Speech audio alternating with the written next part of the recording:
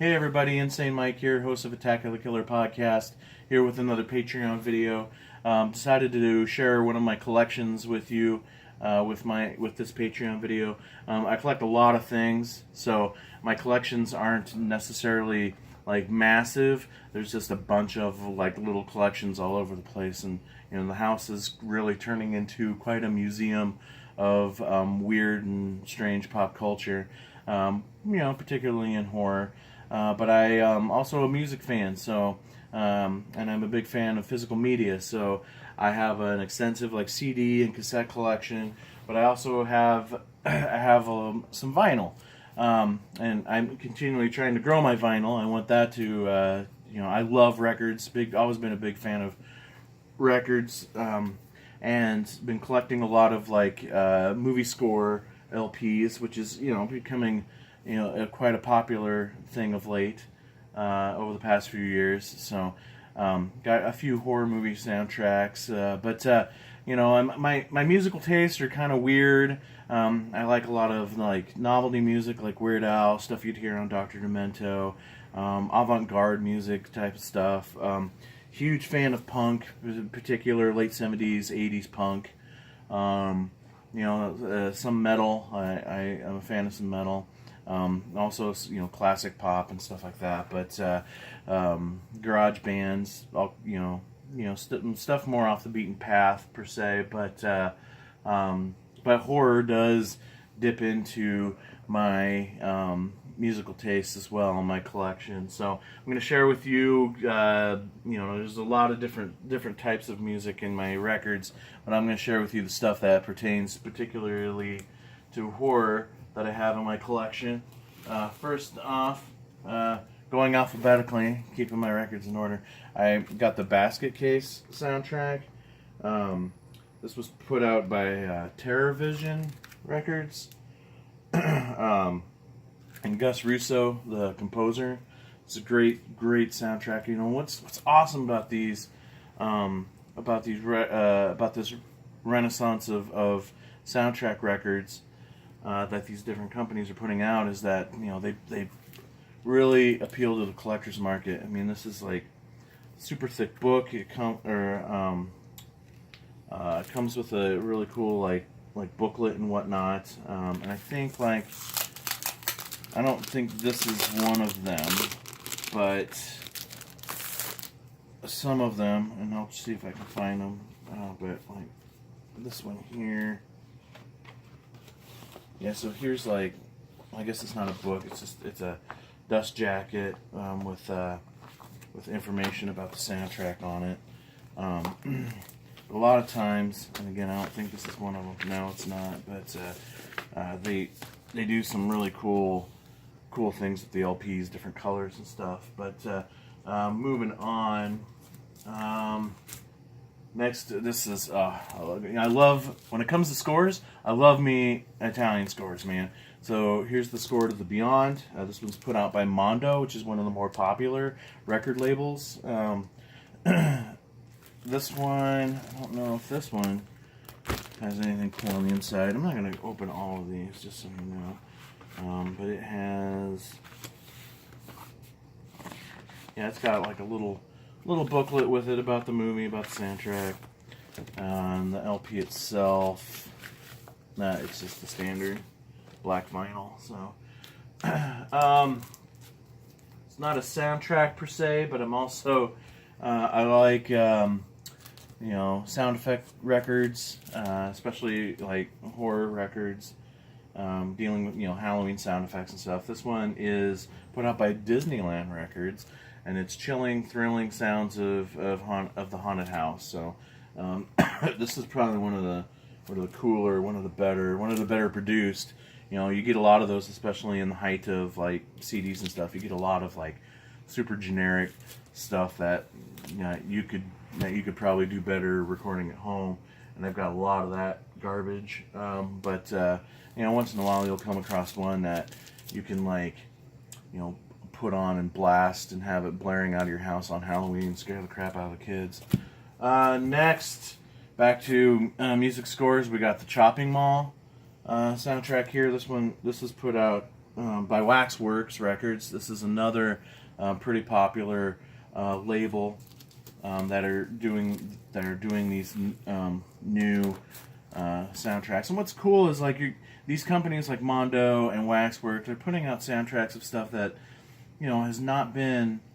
It's not like even back in the day when these movies first came out that you could just go to the store and buy the soundtrack to it. So it's pretty cool. So there's a little thing in here also, but I'm pretty sure this one, considering the theme of this movie being in the mall in the 80s, it's got to have some classic gnarly 80s color. And so the LP on this one is like awesome neon pink color. It's beautiful. Love that one.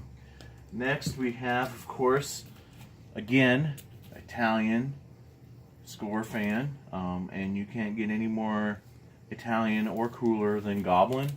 Now this isn't straight Dawn of the Dead soundtrack or zombie soundtrack if you're in Italy, but it's kind of like a I don't think this was recorded live, but it's more of like a Goblin record than just a straight up Dawn of the Dead soundtrack. But it's comprised mostly of like their music they did in Dawn of the Dead. And this is put out by Cinevox Records. I'm not that familiar with that label, but hey, it's cool. Then this is an actual from the 80s, the soundtrack to Day of the Dead, and this was put out by Saturn Records. Music composed by John Harrison and Jim Blazer. John Harrison doing a lot of stuff for like Romero back in the day. And you can always tell that, like the originals on some of this stuff because it's got the cutout.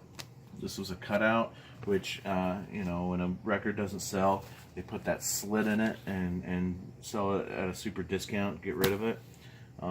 So yeah, that's a cutout. This one's cool. This is The Deadly Spawn. I freaking love this movie. If you listen to the Attack of the Killer podcast, you've heard me talk about this movie way too much. Scored by Michael Perlstein. And this was put out by Mondo. This is a Mondo record. Great movie, awesome movie. Again, back to the Italians, but I think the majority of that I have are Italian scores. Manuel di Sica, Della Morte, or Cemetery Man. This one's just gorgeous. This is Lunaris Records. I don't know that label either, but this one's just awesome. First of all, that cover is beautiful. That's another really big thing nowadays, is like this new art that they do, not just for the records, but like Scream Factory doing these like new beautiful art for the covers, and Arrow does some really good ones too. So this was a double LP. Again, a little slip inside talking about music in the movie. And this cool fold out on the inside. Some more just gorgeous, amazing art. So that one's awesome. And now we're back to not necessarily soundtrack, but this is a record I've had for years. It's put out by Rhino Records. Rhino used to be like my all-time favorite label because they released a lot of novelty music like Barnes and Barnes and stuff. And then he had this like weird stuff, obscure stuff, and they did the Wildman Fisher records, and so I love that stuff. But this is Elvira Presents Haunted Hits. So this is like horror themed or Halloween themed music on here. You got stuff ranging from the Monster Mash by Bobby Boris Pickett to I Put a Spell on You by Screamin' Jay Hawkins. I Was a Teenage Werewolf by the Cramps. All music that I love. All different ranges of music too. You know, it's got the Attack of the Killer Tomatoes theme on it. It's got Attack of the 50-Foot Woman by the Tubes on it, and it's even got doesn't it have? I thought this had yeah, and it's even got the Ghostbusters theme song on it. So this came with a poster, and I don't have that poster anymore.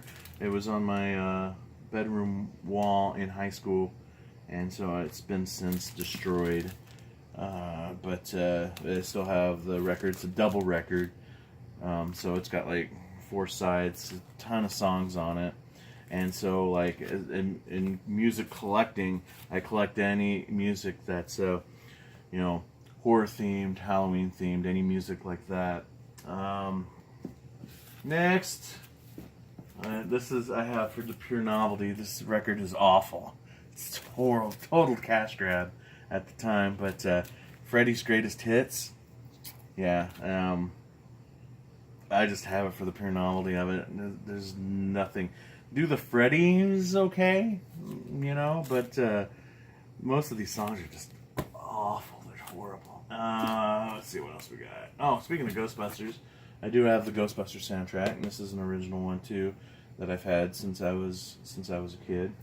One of my favorite musicals of all time, Little Shop of Horrors. So I got that soundtrack. This is the movie soundtrack, so it's got the Dentist song by Steve Martin on it, and all of those songs. And what's cool is like this is another one that I've had since my teenage years, and it's got the finale "Don't Feed the Plants" on it, which is the unhappy bad ending that they ended up not releasing. So when I saw this movie, I'm like, when I first saw this movie, when I got the soundtrack, I'm like, this song's nowhere in the movie. Where's this song going? It wasn't until years later that I found out that they made an unhappy ending, which matches the original stage play.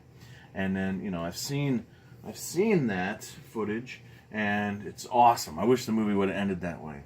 Just the plant completely taking over the world, and just laughing on top of the Statue of Liberty. It's great. So again, George Romero fan, so I have to have. I'm trying to get all of George's soundtracks, but this is Martin, which is I love the score of this movie. This is Donald Rubinstein, the composer. This was put out by Ship to Shore Phono Company. It's not as cool as like the Mondo stuff or whatever. It's honestly a little more on the generic side, but I don't care. It's Martin, and this is honestly probably next to maybe like the Beyond. This is the one album I put on the most, especially like if I'm writing or something, and like this movie has such a the movie itself just kind of has like such a isolated feeling alone in the world kind of vibe to it with the lead character and everything, and the music really resembles that. So it's a good I put that on when I'm writing or when I'm feeling down or something like that, when I'm in my emo mood, I guess, whenever. Next is Phantasm, the Phantasm record. Now this one's Mondo, so again the packaging is awesome and gorgeous.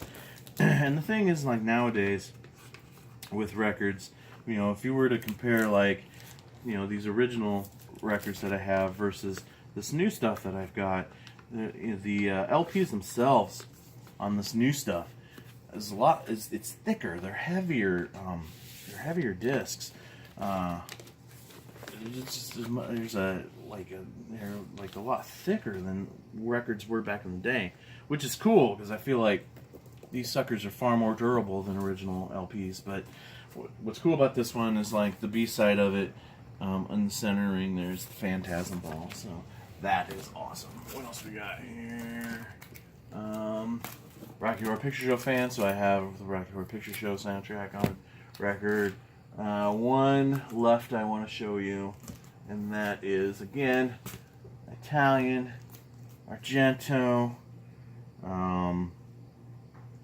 Awesome stuff. The Tenebrae soundtrack. This is another great soundtrack, and this one, this is that same Zenivox Records. Okay, all right.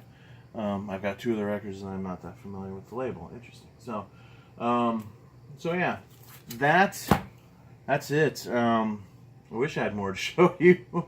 It's a work in progress. I've only started collecting the soundtracks now, the scores, for maybe a couple years, so it hasn't gotten too big and impressive yet, but I'm pretty proud of what I've got so far. But that's it for this video. Thanks to the Patreon supporters for supporting the show. Really appreciate it, and I really hope you're enjoying the bonus content that you get for being a supporter. And we will talk to you on the next episode of Attack of the Killer Podcast.